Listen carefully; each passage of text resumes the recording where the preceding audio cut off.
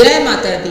आप सभी को नवरात्रि की हार्दिक शुभकामनाएं। नवरात्रि के दूसरे दिन हम मां ब्रह्मचारिणी की उपासना करते हैं। माता का यह स्वरूप तप, त्याग और साधना का प्रतीक माना जाता है। कहते हैं कि मां ब्रह्मचारिणी की कृपा से साधक को असीम शांति, आत्मबल और सफलता प्राप्त होती है। आज की इस वीडियो में हम माता ब्रह्मचारिणी की कथा का श्रवण करेंगे। नवरात्रि के दूसरे दिन माता के दूसरे स्वरूप मां ब्रह्मचारिणी की पूजा अर्चना की जाती है। ब्रह्म का अर्थ है तपस्या और चारिणी का अर्थ है आचरण करने वाली। इस अनुसार ब्रह्मचारिणी का अर्थ हुआ तप का आचरण करने वाली। माता ब्रह्मचारिणी ने भगवान शंकर को पति के रूप में प्राप्त करने के लिए घोर तपस्या करी थी। इस तपस्या के कारण माता को तपस्चारिणी, ब्रह्मचारिणी नामों से जाना गया। इनका स्वरूप अत्यंत तेजस और भव्य है।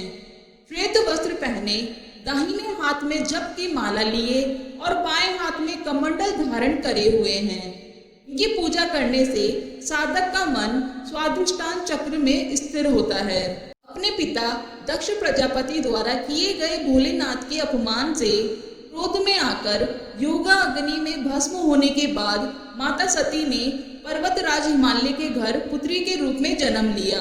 यहाँ उनका नाम पार्वती या शैलपुत्री रखा गया। जब पार्वती बड़ी हुई, ब्रह्मा जी के मानस पुत्र देवर्षि नारद ने उन्हें दर्शन दिए और उन्होंने पार्वती जी को बताया कि यदि वह तपस्या की राह पर चले तो वह अपने पूर्व जन्म के पति भगवान भोलेनाथ को वह अपने पति के रूप में प्राप्त कर सकती है। नारद मुनि के उपदेश अनुसार भोलेनाथ को पति के रूप में प्राप्त करने के लिए पार्वती जी ने घोर तपस्या करी। उन्होंने 1000 सालों तक केवल फल और फूल खाकर तपस्या करी। फिर 100 सालों तक केवल साग खाया। कठोर तप करते हुए माता ने खुले आकाश के नीचे बारिश, धूप और ठंड के भयानक कष्ट सहे। इतनी कठोर तपस्या करने के बाद 3000 सालों तक धरती पर गिरे हुए बेल पत्रों को खाकर भोलेनाथ की पूजा अर्चना करी। फिर कुछ समय बाद उन्होंने वह बेल पत्र खाना भी बंद कर दिया। इसके बाद हजारों सालों तक उन्होंने बिना कुछ खाए पिए कठोर तप किया। इस तपस्या के कारण देवी का शरीर दुबला पतला और क्षीण हो गया। उनकी यह निर्बल दशा देखकर उनकी माता मैना को बहुत दुख हुआ। उनकी इस कठोर तपस्या को देख तीनों लोगों में हाहाकार मच गया। सभी देवता, ऋषि और पुण्य आत्माएं माता की तपस्या की प्रशंसा करने लगे। अंत में देवी के तप से प्रसन्न होकर ब्रह्मा जी ने उनके समक्ष प्रकट हुए और उनसे पूछने लगे, हे देवी, आज तक किसी ने भी इतनी कठोर तपस्या नहीं करी। ऐसी तपस्या केवल आपसे ही संभव है। आपकी इस परम पवित्र और अलौकिक तपस्या की चर्चा चारों दिशाओं में हो रही है। आपकी मनोकामना अवश्य पूरी होगी। आपका विवाह भगवान शिव शंकर से ही होगा और वहीं आपको पति के रूप में प्राप्त होंगे।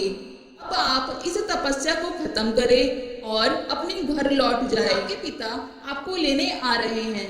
इसके बाद माता ने तपस्या खत्म करी और अपने पिता के साथ अपने घर लौट आई और कुछ समय बाद भोलेनाथ ने माता पार्वती को अपनी पत्नी के रूप में स्वीकार किया। लंबे समय तक कठोर तप करने के कारण ब्रह्मा जी ने माता पार्वती को नाम दिया ब्रह्मचारिणी। इस दिन विधि विधान से मां ब्रह्मचारिणी की पूजा अर्चना करने से सभी की मनोकामनाएं पूरी होती है और विशेष फल की प्राप्ति होती है। इनकी पूजा अर्चना से त्याग, संयम और सदाचार जैसे गुणों की प्राप्ति होती है। मां ब्रह्मचारिणी की पूजा अर्चना से व्यक्ति को धैर्य प्राप्त होता है और विजय की प्राप्ति होती है। यह थी नवरात्रि के दूसरे दिन सुने जाने वाली व्रत कथा, माता ब्रह्मचारिणी की कथा। जय माता दी। अगर आपने नवरात्रि के पहले दिन सुने जाने वाली कथा का श्रवण नहीं किया तो डिस्क्रिप्शन बॉक्स में